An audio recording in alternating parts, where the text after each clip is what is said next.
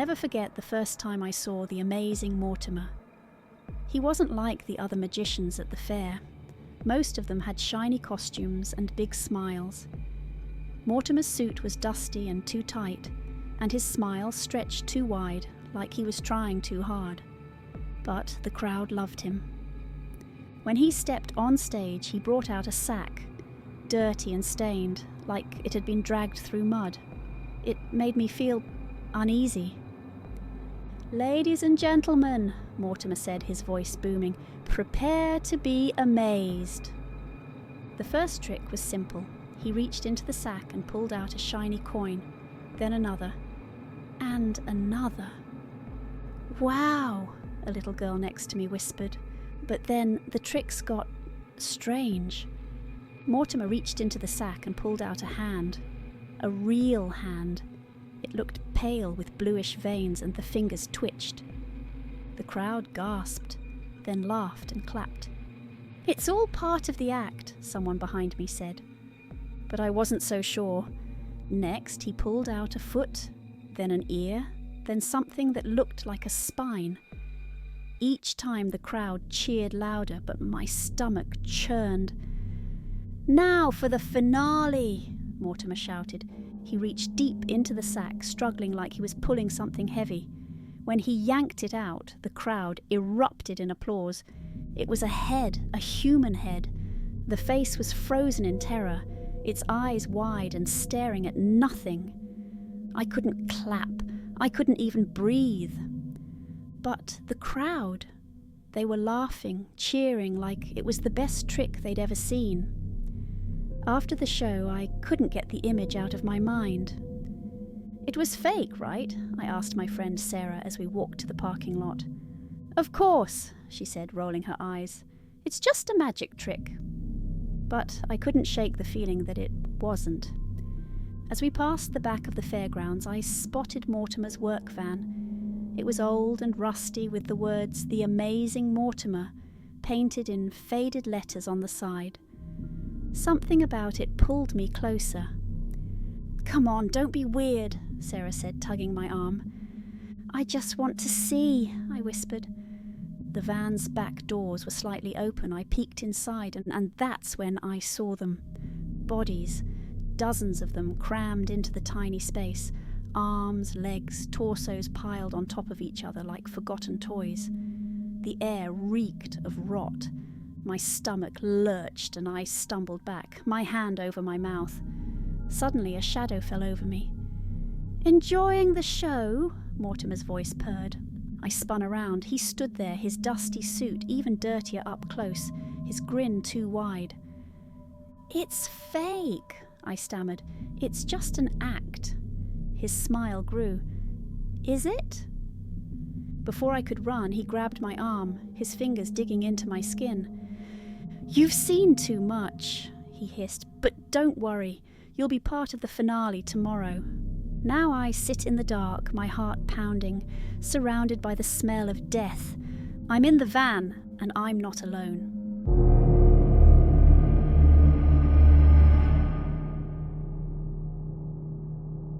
I didn't want to take the shortcut. I told them it felt wrong, but nobody listened. "Don't be a baby," Lisa said, rolling her eyes. "It's just a forest. We'll be out in no time. Now it's getting dark, and we're still here. The trees are too tall, too close together. Their shadows stretch and twist, blocking the light. Every time we walk in what we think is the right direction, we end up back where we started. It doesn't make sense." "This is impossible," Jake mutters, kicking at a rock. "We've been walking for hours." "It's a trick of the woods," Lisa says, trying to sound calm. "It happens. We'll figure it out." But her voice is shaky and her hands are clenched into fists. We hear a branch snap behind us. "Did you hear that?" I whisper. Nobody answers. By the time the sun sets, the forest is pitch black. The only light comes from the thin sliver of moon overhead. "We need to stay together," Lisa says. Jake shakes his head. "No, if we split up, we can cover more ground." "That's a terrible idea," I snap. "What if we get lost? What if what?" Jake asks, glaring at me. "There's nothing out here!" But he's wrong.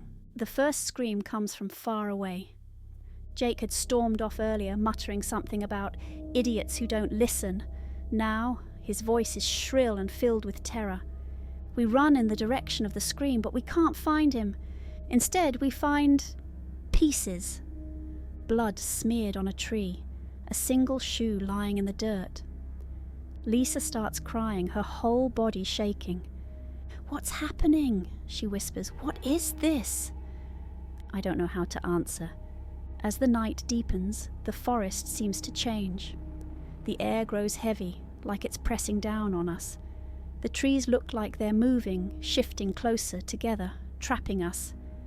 And then we hear it. Footsteps, slow, deliberate, crunching leaves behind us. We spin around, but there's nothing there. "Hello!" Lisa calls out, her voice trembling. The footsteps stop. Then a voice answers, "Are you lost?" It's deep and scratchy, like nails on wood. Out of the shadows steps a man, or something that looks like a man. He's tall and thin, his skin stretched tight over his bones. His teeth gleam too white in the darkness. "You shouldn't be here," he says, grinning. "This is my forest." Lisa screams and runs. "Wait!" I shout, but she's already gone. The man tilts his head, watching her disappear. Then he looks back at me. "Running makes it more fun," he says, licking his lips. I run too. The forest is a maze, twisting and turning, every path looking the same. I don't know where I'm going, but I can hear him behind me, his footsteps slow and steady. "You can't leave," he calls out. His voice is everywhere, echoing off the trees. "No one ever leaves." I trip over a root and fall hard, scraping my hands on the dirt. When I look up, he's standing right in front of me. "Please," I beg, crawling backward. "Don't hurt me." He crouches down, his face inches from mine. His eyes are black pits, endless and hungry. "I don't want to hurt you," he says, his grin widening. "I want to eat you." The last thing I hear before everything goes dark is his laughter. And the forest never lets me go.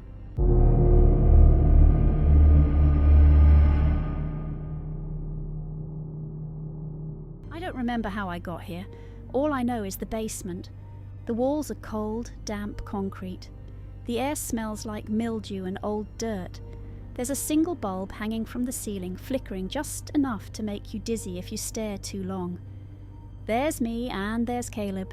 He's been here as long as I have. Maybe longer. "I told you not to touch the food," Caleb whispers. He's crouched in the corner, his arms wrapped around his knees. "I was hungry," I snap back. My stomach growls like it's agreeing with me. "You'll make him mad," Caleb says. By him, Caleb means the keeper. That's what we call him. We don't know his name. We barely know what he looks like. When the keeper comes, he wears a mask. He's tall, his voice low and slow, like a growl. He feeds us scraps, half a sandwich here, a bruised apple there. Not enough for 2 people, but just enough to keep us alive. The first time I tried to escape, Caleb stopped me. "Don't!" he said, grabbing my arm. "Why not? We can break the door. Run while he's not here." Caleb's eyes went wide. "If you run, he'll bring you back, and then..." He didn't finish the sentence, but he didn't have to. I stopped trying after that. Sometimes the keeper lets us out of the basement. Not outside, never outside, just into the rest of the house. He calls it playtime. He throws a ball or a stick and tells us to fetch. If we're too slow, he yells. If we're good, he pats our heads and says, "Good pets." I hate it, but Caleb seems different, like he's getting used to it. "Why do you listen to him?" I ask one day. Caleb shrugs. "It's easier." "It's wrong," I snap. "We're not pets, we're people." Caleb flinches, then hisses. "Keep your voice down. Do you want him to hear?" I glare at him. You don't even want to leave, do you? Caleb doesn't answer. The next time the keeper brings us upstairs, I decide I'm done. I grab a heavy lamp from a table and wait until he turns his back. This is it. I'm going to end this. I swing, and before I can land the blow, Caleb tackles me. We crash to the floor, and the keeper turns around. "What's this?" he growls, his voice low and dangerous. I stare at Caleb, stunned. "Why did you stop me?" Caleb doesn't look at me. "I'm sorry," he whispers. The keeper grabs me by the arm and drags me back to the basement. Caleb follows without a word. That night, the keeper doesn't come back. It's just me and Caleb, sitting in silence. "You're scared of him," I say finally. Caleb shakes his head. "It's not that." "Then what?" Caleb looks at me, his eyes hollow. "If you hurt him, what do you think happens to us? Who feeds us? Who keeps us warm? Out there," he gestures vaguely to the ceiling. "We're nothing. At least here, we belong." I stare at him, my stomach churning. "You're brainwashed." "No," Caleb says quietly. "I've accepted it. You should too." That night, I lie awake, listening to the faint sound of dripping water. I know I can't stay here forever, but I don't know if I can leave Caleb behind, and I don't know if he'd let me. I'll get rid of that keeper the next time he comes down here. Rid of him. For good.